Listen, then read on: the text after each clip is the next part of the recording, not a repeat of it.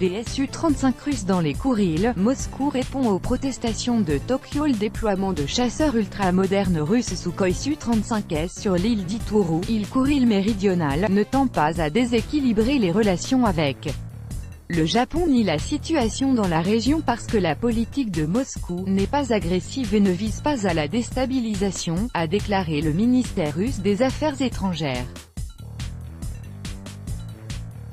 Les chasseurs ultramodernes russes Sukhoi Su-35S déployés sur l'île d'Itourou, île Kouril méridionale, n'ont pas pour objectif de déstabiliser les rapports avec le Japon ou de fragiliser la situation dans la région, a indiqué ce jeudi la porte-parole du ministère russe des Affaires étrangères, Maria Zakharova.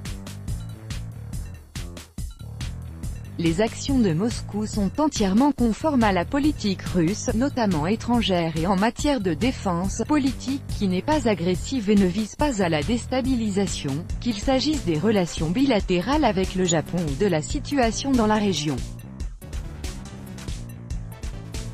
Tout ce qui se passe en Russie est fait ouvertement, nos collègues en sont informés et nous répondons à leurs questions, a-t-elle indiqué au cours d'une conférence de presse accordée ce jeudi.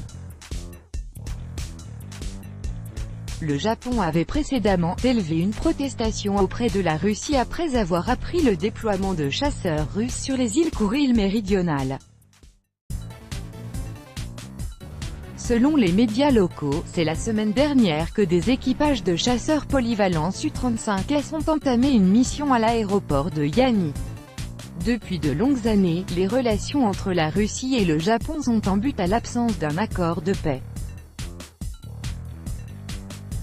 Le Japon revendique les îles Kouril méridionales, Itourou, Kunashir, Shikotan et Abomai, invoquant le traité d'amitié et de paix russo-japonais de 1855. Pour Tokyo, leur restitution est une condition sine qua non de l'accord de paix avec la Russie qui n'a pas été signé à l'issue de la Seconde Guerre mondiale. La position de Moscou repose sur le constat que les îles Kouril méridionales faisaient partie de l'URSS à l'issue de la Seconde Guerre mondiale, la souveraineté russe sur ces îles étant incontestable et conforme au droit international.